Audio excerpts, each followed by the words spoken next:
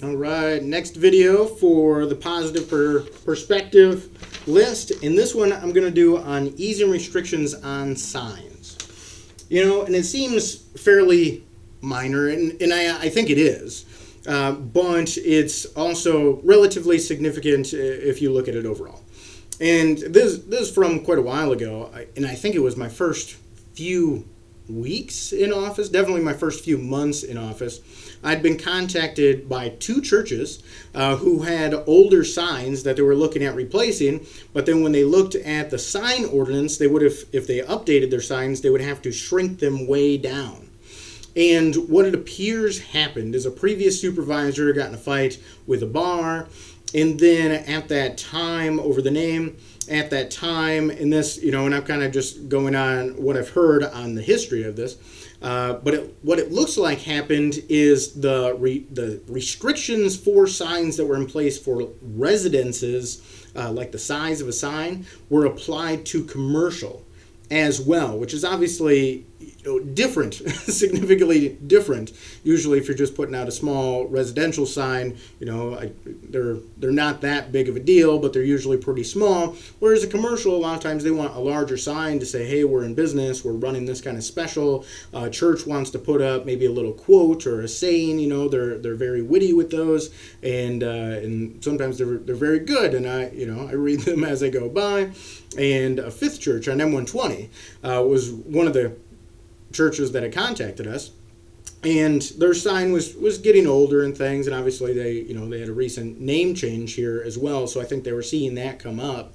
And I'd gone over and talked to I can't remember if it was an elder or deacon or exactly what their officials are called, but I talked to one out in the parking lot, and he was saying, we're allocating funds for this. It takes a while. They have their own organization, and might have been a little delayed because of COVID, those types of things. And they didn't even want to make a sign that was as large as their sign that was currently there, but they wanted to make it electronic, and they wanted to make it nicer and newer, but they didn't want to shrink it down to tiny, right? Almost nothing does them no good. And I completely agree with and understand that. It's kind of ridiculous. And so the Planning Commission, we'd gone through the process of how ordinances are changed. And the Planning Commission went through, they didn't come up with anything crazy, anything wild, anything out of the ordinary. In this case, Lorraine was still here. I think this was before Steve, because this is 2021 that the sign ordinance went through. She'd drawn up some comparisons. I'm pretty sure on that. We've changed quite a few ordinances since I've been in, and both Lorraine and Steve have drawn up comparisons on different things. But drew up comparisons of surrounding municipalities, and if I remember right, Dalton Townships was the most restrictive that we found in this area out of the ones we checked. It wasn't like it was a ridiculous number. I think it was maybe 5, right? It was like a handful of different places around there somewhere. And Dalton Townships was the most restrictive. And so the Planning Commission proposed just walking it back to a more reasonable level. And then the board approved, obviously, and things went through. And you've seen some signs get changed out in Dalton Township since that change. And I think we started working on that in early 2021. So even if everyone basically agrees on everything, it takes about 5-6 months to get an ordinance change to go through. So that was probably sometime in mid-2021, late 2021. They're all in the packets, which are available and on the video, so people can look up the details on those, if you're a detail person. And I know it's just signs, right? So you could brush it off as a smaller thing. But it's a little bigger than that. It's a little more important, because Dalton has been known as a bad place for business, or anti-business, against business, resistant to business for quite a while. And I think that's wrong. I think that hurts the economy overall. I think that hurts local jobs, and then it hurts the local resilience of the community. And so and then there's just general resentment and not being able to do what you want to do. And there's various things like that. And different communities do make different decisions and understand the different directions. But in general, just like I had said when I was running for office, I think we should ease up restrictions on businesses just like this. And so just easing that up helps in multiple ways. One, it's friendlier to businesses, including churches, right? Which we don't think of as church as a business, certainly not in a positive way if you're associating those two things usually. But they're still nonprofits, and they need their logistics, their organization, they have their budget, those types of things. And they still want to get information out with signs, so it falls into the same realm as far as that's concerned. And the rules, the zoning rules still apply to them. And so the other one was on Whitehall. I don't think they ended up changing their sign, probably some budget concern internally, something like that. But the one on 120 did, and I think everyone's probably seen that, and it looks nice, and now we've had another church change out right there in Twin Lake. I noticed the name change on that and stuff too.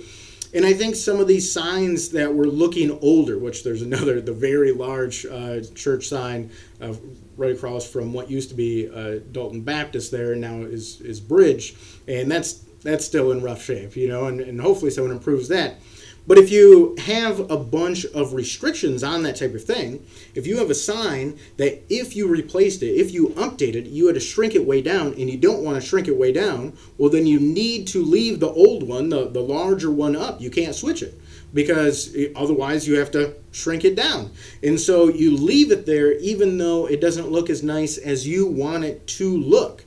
And then overall, the look of the township ends up moving down, stepping down because of that, because people are holding on to the importance of these old signs so that they don't have to shrink these down to the current ordinance. And, that's unfortunate. Some people don't mind the look of those bad types of things, and that's just their prerogative, right? That's their choice. But I think it is bad if someone wants to update theirs, and then they're being restricted from doing that, and it's obvious that it would just be a positive thing overall. It's something they want to do. It's not hurting anything. It's not disrupting anything. And so I think it is more of a positive change than people realize. And we've tried to walk further down that road of being more business friendly and the other things that are right on protecting small farms and things like those in the ordinance changes, which there have been quite a few. And I think that has gone well. Now, not everyone is going to agree. Not everyone's going to be on the same page.